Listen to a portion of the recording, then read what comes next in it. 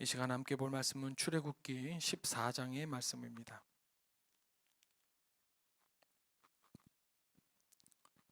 출애굽기 14장 1절부터 14절까지의 말씀을 제가 한 절, 여러분이 한 절 교독하겠습니다. 출애굽기 14장 1절부터 14절까지의 말씀입니다. 제가 먼저 읽겠습니다. 여호와께서 모세에게 말씀하여 이르시되 바다와 믹돌 사이에 비하이로답 곧 바알스본 맞은편 바닷가에 장막을 치게 하라. 바로가 이스라엘 자손에 대하여 말하기를 그들이 그 땅에서 멀리 떠나 광야에 갇힌 바 되었다 하리라. 바로의 마음을 완악하게 한즉 바로가 그들의 뒤를 따르리니 내가 그와 그의 온 군대로 말미암아 영광을 얻어 애굽 사람들이 나를 여호와인 줄 알게 하리라 하심에 무리가 그대로 행하니라. 그 백성이 도망한 사실이 애굽 왕에게 알려짐에 바로와 그의 신하들이 그 백성에 대하여 마음이 변하여 이르되 우리가 어찌 이같이 하여 이스라엘을 우리를 섬김에서 놓아 보내었는가 하고 바로가 곧 그의 병거를 갖추고 그의 백성을 데리고 갈새 선발된 병거 600대와 애굽의 모든 병거를 동원하니 지휘관들이 다 거느렸더라. 여호와께서 애굽 왕 바로의 마음을 완악하게 하셨으므로 그가 이스라엘 자손의 뒤를 따르니 이스라엘 자손이 담대히 나갔습니다. 애굽 사람들과 바로의 말들 병거들과 그 마병과 그 군대가 그들의 뒤를 따라 바알스본 맞은편 비하이롯 곁 해변 그들이 장막 친 데에 미치니라. 바로가 가까이 올 때 이스라엘 자손이 눈을 들어본즉 이스라엘 자손이 심히 두려워하여 여호와께 부르짖고 그들이 또 모세에게 이르되 애굽에 매장지가 없어서 당신이 우리를 이끌어내어 이 광야에서 죽게 하느냐? 어찌하여 당신이 우리를 애굽에서 이끌어내어 우리에게 이같이 하느냐? 우리가 애굽에게 당신에게 이른 말이 이것이 아니냐? 이르기를 우리를 내버려두라. 우리가 애굽 사람을 섬길 것이라 하지 아니하더냐? 애굽 사람을 섬기는 것이 광야에서 죽는 것보다 낫겠노라. 모세가 백성에게 이르되 너희는 두려워하지 말고 가만히 서서 여호와께서 오늘 너희를 위하여 행하시는 구원을 보라. 너희가 오늘 본 애굽 사람을 영원히 다시 보지 아니하리라. 여호와께서 너희를 위하여 싸우시리니 너희는 가만히 있을지니라. 아멘. 애굽 그러니까 이집트입니다. 이집트인데요. 이집트를 벗어나는데 이제 성공한 이스라엘 백성은 이제 하나님의 인도하심을 따라 약속의 땅인 가나안으로의 여정을 시작을 합니다. 그런데 그 당시 이집트에서 가나안으로 가는 길은 크게 두 개의 길이 있었습니다. 그런데 그 길마다 장단점이 분명했어요. 첫 번째 길은 해변길이라고 불리는 길로서요. 먼저 이 길의 장점은 가나안 땅 목적지까지 2주 정도밖에 걸리지 않아요. 한마디로 짧습니다. 이 당시에 많은 상인들이 왕래하는 길이었고요. 비교적 편안하게 이동이 가능한 길이었어요.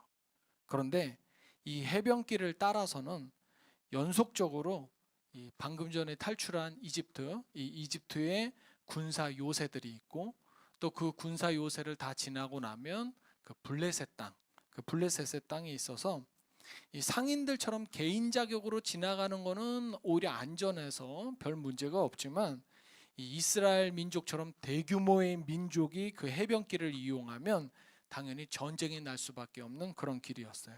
그러니까 이스라엘 백성에게는 이 해변길이 위험한 길이었습니다. 두 번째 길은 이제 광야길로 불리는 길인데요. 이 광야길의 장점은 광야가 워낙 험하지 않습니까? 길이라고 부르기도 힘든 길이다 보니까 적대적인 세력을 만날 일이 거의 없어요. 광야에 적대적인 세력이 있을 리가 없으니까요. 그래서 의외로 안전함이 보장되는 길이에요. 하지만 가장 큰 걱정은 물과 식량의 조달. 그러니까 먹을 것이 부족하고요. 또 낮과 밤의 기온차가 크단 말이에요. 그래서 여행을 하는 사람이 그러니까 먼 길을 떠날 사람이 가기에는 적합한 환경이 아니다라는 그런 단점이 있었어요.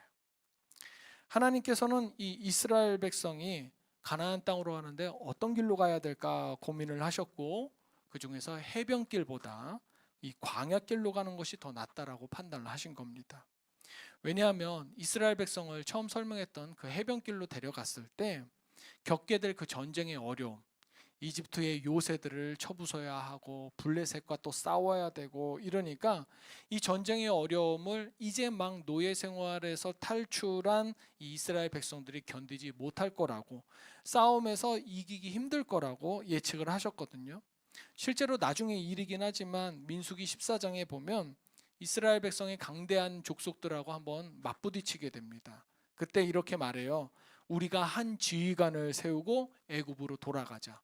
이미 이스라엘 백성들에겐 지휘관이 있어요. 누가 있습니까? 모세가 있죠. 근데 그 모세를 어떻게 하고 패하고 다시 돌아가자 이래요. 그러니까 이스라엘 백성은 대열을 지어서 이집트를 탈출하긴 했지만, 도망 나오긴 했지만 아직 전투할 준비가 안 되다 보니까 이 싸울 준비가 되지 않은 이스라엘 백성이 전쟁에 맞닥뜨리면 도망부터 치겠죠. 그래서 이 해변길은 너무나도 위험한 길이었습니다. 그래서 하나님께서는 이렇게 모든 것을 고려하시고 예측하셔서 광야길을 선택을 하셨지만, 그래도 이스라엘 백성에게는 이 광야길도 어려운 길이었던 겁니다. 그럼 이제 여기서 생기는 질문이 그거예요. 왜 하나님이 인도하시는데 그렇게 어려울까? 하나님이 우리의 삶을 이끌어 가신다는데 우리의 삶은 왜 이렇게 어려울까? 그냥 쉽게 가면 안 되나? 우리 구원받았는데 형통하게 쭉쭉 끌어주시면 안 되나? 여러분, 하나님의 인도하심은요, 단순히 이곳에서 저곳으로, 여기서 저기로 이렇게 이동하는 것 이상의 의미를 담고 있다는 것을 우리가 알아야 합니다. 여러분, 단순한 이동이 하나님의 목적이라면요, 하나님 정말 전능하신 분이잖아요. 그러니까 영화에서 나오는 것처럼 짠 하고 순간적으로 이동을 시키실 수도 있겠죠. 근데 뭐하러 그래서 해변길을 고민하시고 광야길을 고민하시겠습니까? 바로 그 인도하심이라는 과정을 통해, 내가 걸어가는 그 발걸음의 과정을 통해 여러 가지를 가르치실 계획이셨기 때문에 그 길이 쉽지 않고 어려운 겁니다. 가르치시고 훈련시키실 목적이 있기 때문에 우리 인생길이 어렵다는 거, 우린 이것을 기억을 해야 하는 겁니다. 그리고 그 인생길은 언제 끝나는 겁니까? 우리가 주님 앞에 가는 그날까지 우리는 그 훈련과 가르침을 받아야 된다는 거죠. 하지만 문제는 하나님도 분명한 목적을 갖고 고민 끝에 선택하신 길이지만 우리 사람의 입장에서는 어쨌든 힘들단 말이에요. 그 길의 단점, 어려운 점, 이걸 맞닥뜨림으로써 내게 닥친 상황이 힘들어지면 의심합니다. 이게 최선인가? 하나님 존재하시는 거 맞나? 하나님 날 버리시지는 않으셨나? 지금까지 나에게 있었던 좋았었던 그 사건들, 그것이 사실 하나님의 역사가 아니라 그저 우연의 연속은 아니었을까? 하나님의 지혜를 신뢰하고 하나님의 선하심, 하나님의 나를 향한 그 주권을 믿어야 되는데, 그 주권적인 뜻을 믿어야 되는데 내게 닥친 상황이 어렵기 때문에 우리는 하나님의 인도하심을 신뢰하지 못하는 상황에 처할 수도 있다는 거죠. 그럼 이렇게 하나님의 인도하심을 신뢰하지 못하는 상황, 의심이 되는 상황에서 하나님은 즉각적으로 저 문창원 목사가 나를 의심하는구나 라고 해서 즉각적으로 의심을 풀어주십니까? 그것도 아니에요. 오히려 엎친 데 덮친 격으로 더 큰 장애를 주실 때가 있어요. 이스라엘 백성은 지금 광야길로 나아가는 것도 힘들다고 생각하는데 어쨌든 뭐 어떻게 막상 따라가고 나서 보니까 더 큰 장애물을 만났어요. 바로 뭘 만났냐면 길이 끊긴 바다, 홍해바다를 만난 겁니다. 그래서 홍해바다 앞에서 이제 더 이상 멈출 수밖에 없었어요.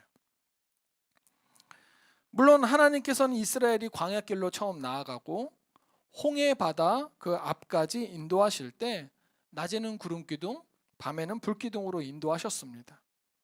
광야의 뜨거운 태양을 가리기 위해서 하늘에 구름기둥을 두셨고, 밤마다 기온이 극강하며 추위에 떨 것을 대비해서 한밤에는 불기둥을 이스라엘 곁에다가 세우셨단 말이에요.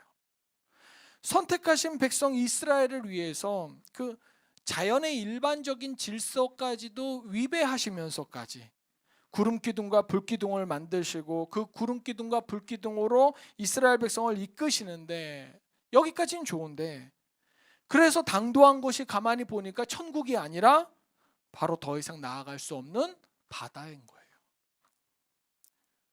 사실 우리도 때로는 내 인생을 이끌어주는 구름 기둥, 불 기둥이 있었으면 좋겠다라고 생각할 겁니다. 그런 게 있으면 얼마나 좋습니까? 주님 오른쪽으로 갈까요? 왼쪽으로 갈까요? 다 알려주니까 얼마나 좋습니까? 근데 여러분 한번 생각해 보십시오. 내가 하나님을 믿는 동안 정말 내게 구름 기둥과 불 기둥이 없었나 하는 거예요. 하나님의 간섭하심과 하나님의 인도하심이 없었습니까? 당연히 있었죠. 지금도 내 안에 계셔서 오늘도 나와 함께 동행하려고 늘 준비 중이신 성령님께서 계시잖아요. 이스라엘에게 밤낮으로 함께 동행했던 구름 기둥, 불 기둥이 있었다면 우리에게는, 아니 나에게는 밤낮으로 동행하려 늘 준비 중이신 성령님이 내주하신다고, 안에 계신다는 말이에요. 근데 그 성령님의 도우심을 우리는 완전히 신뢰하고 살기는 하나, 성령님 가만히 계세요, 여기는 내 자리예요, 지금 성령님 나서실 때 아니에요, 이러면서 우리가 성령님을 자꾸 죽이지는 않았습니까? 그런데 사실 우리는 하나님이 우리와 동행한다는 사실보다 성령님으로 함께 하시든 구름 기둥 불 기둥으로 함께 하시든 나와 동행한다는 그 사실보다 그렇게 살아간 인생의 결과에 더 관심이 있을 때가 많아요. 아, 하나님 오늘 저녁은 왜 이거밖에 안 돼요? 더 맛있고 더 뛰어난 음식을 기대했는데 왜 이것밖에 안 돼요? 나의 월급은, 나의 사업은 왜 요거 정도밖에 되지 않아요? 지금 내가 처한 상황이 어떤가에 따라서 감사와 불평이 나뉘지, 하나님 이렇게까지 인도해 주셨네요, 감사합니다, 그런 것이 없단 말이에요. 그래서 이스라엘은 자기들을 인도한 구름 기둥 불 기둥에 관심을 기울이고 그것을 주신 하나님께 감사한 것이 아니라 자기들이 홍해 바다 앞에 도착한 것에 불평하는 거예요. 지금 상황이 불평인 거예요. 구름 기둥 불 기둥으로 인도하신 것에 감사가 아니라 왜 이곳이냐고. 이렇게 우리가 더 이상 갈 수 없다면, 막힌 곳에 있다면 바로가, 이집트의 바로가 우리를 쫓아와서 날 죽일 거라고 불평해요. 그래서 이런 거 보면 이제 오늘날 우리의 신앙 태도도 그렇게 다르지 않다는 거죠. 내 안에 내주하시며 나와 동행하기를 언제나 간절히 원하시는 성령님, 그 성령님의 존재는 까맣게 잊어버리고 그저 지금 당장 내 앞에 펼쳐진 상황이 불만족스러운 거예요. 왜 더 안 주세요? 왜 더 안 되는 거예요? 왜 더 하고 싶은데 나한테 허락하지 않으시는 거예요? 그렇기 때문에 우리는 더더욱 요한복음 14장 17절의 말씀 있죠. 그는 너희와 함께 거하시며 너희 속에 계시겠습니다. 우리 이 말씀을 기억하면서 우리 안에 계신 성령님의 동행하심에 감사하고 성령님의 인도하심에 집중해야 하는 겁니다. 어쨌든 홍해 앞에 막다른 곳으로 인도된 이 이스라엘 백성은 불평이 가득한데, 사실 가만히 따지고 보면 불평할 수밖에 없는 상황이긴 합니다. 이스라엘을 지금까지 노예로 400년 동안 데리고 있다가 풀어준 바로의 입장을 보니까 이 이집트는 이스라엘 백성을 소유하는 것에 대한 미련을 못 버려요. 그게 얼마나 대단한 재산입니까? 사탄이 우리에 대한 미련을 못 버리고 끊임없이 끈질기게 우리를 붙잡으려고 하듯이 애굽도, 이집트도, 바로도 해방된 이스라엘을 계속적으로 다시 자신들의 영역 안으로 붙잡으려고 이제 저 멀리에서 다시 달려오는 겁니다. 와, 이스라엘 백성들 지금 홍해 바다 앞에 서 있대요. 그래, 가서 바로 잡아오자. 바로가 날 다시 잡으려고 달려오는 이 현실이 워낙 크게 보이다 보니까 이스라엘은 하나님이 자신들을 인도하고 계신다라는 그 진리를 잊어버립니다. 이 장면에서 우리가 꼭 기억할 것이 바로 이겁니다. 우리 신앙인들에게, 우리 그리스도인들에게 중요한 것은 내 눈앞에 펼쳐진 현실이 중요한 것이 아니라는 거죠. 현실 넘어 있는 진리를 보고 믿을 줄 알아야 됩니다. 내 눈앞에 있는 것만 너무 몰두하면 크게 실수할 수 있어요. 내 눈앞에 있는 것이 전부인 줄 알고 전력을 다해서 달려들면 복구 불가능한 실수가 생길 수 있다니까요. 눈앞에 보여진 현실이 전부가 아니라 그 너머에 있는 참 진리, 진실을 파헤칠 수 있고 살펴볼 수 있는 통찰력이 우리 그리스도인들에게는 필요한 겁니다. 성경에 괜히 잠언이나 전도서 같은 지혜 문학이라고 구분되는 그런 말씀들이 있는 게 괜히 있는 게 아니에요. 다 이유가 있는 거예요. 다행히 지금 이스라엘 백성에게 필요한 그 신앙의 통찰력은 지도자인 모세가 끄집어주고 있습니다. 그래서 오늘의 핵심 구절이자 제가 개인적으로도 참 좋아하는 구절이기도 한 출애굽기 14장 13절 14절 말씀인데요. 우리 함께 읽어볼까요? 시작. 모세가 백성에게 이르되 너희는 두려워하지 말고 가만히 서서 여호와께서 오늘 너희를 위하여 행하시는 구원을 보라. 너희가 오늘 본 애굽 사람을 영원히 다시 보지 아니하리라. 여호와께서 너희를 위하여 싸우시리니 너희는 가만히 있을지니라. 아멘. 참 좋아하는 구절이라고는 하는데 언뜻 들어보면요, 가만히 있으랍니다. 위협적인 사실이 창과 방패가 지금 나를 잡으려고 하는 창과 방패와 그물이 내 눈앞에 지금 바로 달려오고 있는데 이 앞에서 진실이라고 가르쳐준 전략이 뭐냐면 가만히 있으래요. 참 답답합니다. 그런데 그것 가운데에서 그들 가운데에서 하시는 말씀이 뭐냐면 하나님이 나를 위해서 싸우신다 이거예요. 하나님이 나를 위해서 싸우시니까 넌 싸우지 말고 그냥 가만히 있으면 돼. 역대하 20장 15절에 이런 말씀이 있죠. 여호와께서 이같이 너희에게 말씀하시기를 너희는 이 큰 무리로 말미암아 두려워하거나 놀라지 말라. 이 전쟁은 너희에게 속한 것이 아니요 하나님께 속한 것이니라. 아멘. 전쟁이 누구에게 속했대요? 하나님께 속했대요. 내가 현재 겪는 모든 상황, 즐거움도 있지만 이 모든 괴로움 다 누구의 것이에요? 내 것이 아니라 하나님 것이래요. 내가 겪는 모든 즐거움도 다 누가 주신 거예요? 하나님이 주신 거예요. 내가 겪는 이 모든 괴로움 다 누가 대신 싸우시는 거예요? 하나님이 주신 거예요. 이게 바로 내 눈앞의 현실을 넘어서는 진실이라는 겁니다. 내 싸움처럼 보이지만 내 싸움이 아니라 하나님이 대신 싸우시는 싸움이에요. 여러분, 이게 믿어져야지만 우리가 주님을 신뢰하는 삶으로 나아가는 겁니다. 이 현실 너머에 있는 그 진실을 마주했을 때 우리는 비로소 겸허해지게 되는 거예요. 그렇잖아요. 좀 어설프게 알고 있는 사람들이나 다 아는 것처럼 잘난 체하지 벼는 익을수록 고개를 숙인다고. 그럼 이스라엘이 가만히 있음으로 본 진리가 무엇이었습니까? 바다를 가르시는 하나님을 드디어 보게 된 겁니다.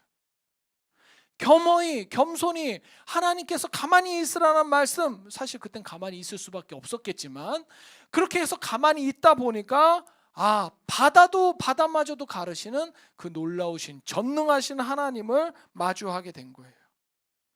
그럼 우리는 당연히 고개 숙일 수밖에 없고 입 다물 수밖에 없는 자세를 가질 수밖에 없는 거죠.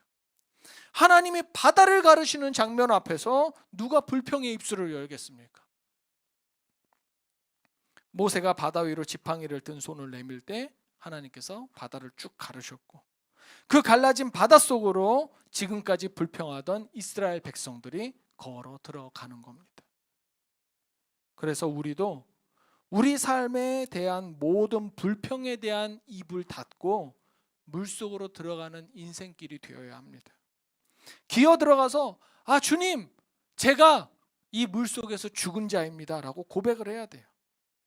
이제는 내가 사는 것이 아니요 오직 내 안에서 그리스도께서 사시는 것이라, 이 고백이 늘 우리 안에 있어야 된단 말입니다. 이 고백을 하는 자마다 물속에 들어갔다가 물 위로 올라오는 것이고, 이 고백을 못하는 자는 우리를 쫓아오는 저 애굽의 군대와 같이 심판의 물속에서 죽음을 맞이하게 되는 겁니다. 우리가 괜히 물속에 들어갔다가 나오는 번거로운 예식을 하는 줄 아십니까? 아니요. 우리 모두 다 그렇게 침례로서 이 고백을 몸으로 드렸으면 그럼 그 고백대로 살아야죠. 하나님의 인도하심에는요, 우리는 결코 알지 못할 수도 있는 이유가 있습니다. 그래서 우리가 하나님의 백성이라면 하나님이 그리시는 그 큰 그림, 그 놀라우신 계획을 믿어야 하는 거예요. 그러니 우리는 내 안에 계시는 성령님께 늘 민감해야 합니다. 날 어느 곳으로 이끄시는지 민감하게 따라가야 돼요. 그리고 하나님이 날 이끄신 그곳이 어떠한 상황이든지 어떠한 상황을 내가 본다 할지라도 설사 지옥처럼 보여도 하나님을 신뢰해야 되는 거예요. 하나님, 이 지옥처럼 보이는 곳에서 내가 무엇을 하길 원하십니까? 그러니 눈에 보이는 것에 매달려서 안절부절하지 말고 저 너머에서 내게로 오는 하나님의 움직이심을 관찰할 줄 알아야 됩니다. 불평의 입술을 닫고 심판의 물을 건너므로써, 은혜로움으로써 건너는 그런 인생이 되어야 한다는 것이죠. 하나님은 우리를 가장 빠른 길이 아니라 가장 필요한 길로 인도하시는 분이시죠. 그 길이 막다른 홍해 앞이라 할지라도 그곳은 하나님께서 하나님의 능력을 드러내실 은혜의 자리이기 때문에 우리가 거기에 서 있는 줄로 믿습니다. 그러니 눈앞의 현실에 주저하면서 불평을 터뜨리기보다 믿음으로 바다가 열릴 것을 기다리고, 두렵지만 그 열린 바다 앞에서는 그 바다 안으로 한 걸음 또 들어가야 하는 겁니다. 그때 비로소 우리는 막다른 길이 아니라 열린 길을 걷는 그 기적을 체험하게 되는 겁니다. 하나님께서는 지금도 우리를 위해 일하시고 싸우시는 분, 이것을 잊지 않는 우리 모두가 됐으면 좋겠습니다. 그래서 우리 모두 정말 이집트로부터, 애굽으로부터 해방되는, 그래서 물에서 건져지는 그 구원을 매일매일 경험하는 우리 모두가 되기를 주님의 이름으로 축원합니다. 기도하겠습니다. 하나님, 우리는 종종 눈앞의 현실이 전부인 줄 알고 주님 뜻과는 상관없이 즐거워할 때도 있고 불평하는 태도를 가질 때도 있습니다. 이제 우리 안에 내주하시는 성령님의 도우심으로 우리의 좁은 시야를 좀 깨뜨려 주시고 보이지 않아도 일하고 계신 하나님의 손길을 발견하는 눈을 허락하여 주시옵소서. 우리의 인생을 가장 빠른 길이 아니라 가장 필요한 길로 인도하시는 주님께 다시 한번 감사드립니다. 홍해 앞에 선 이스라엘처럼 막다른 자리에서도 주님의 구원을 기다릴 줄 아는 믿음을 우리에게 주시옵소서. 길이 끊긴 것 같은 순간에도 그 자리가 주님의 능력을 드러내는 은혜의 자리임을 믿게 하여 주시옵소서. 그래서 불평의 입술을 닫게 하시고 순종의 걸음은 내딛게 하시어서 하루하루를 인도하시는 성령님의 세미한 음성에 귀 기울일 줄 아는 신앙의 걸음이, 태도가 우리에게 있게 하여 주시옵소서. 예수님의 이름으로 기도합니다. 아멘.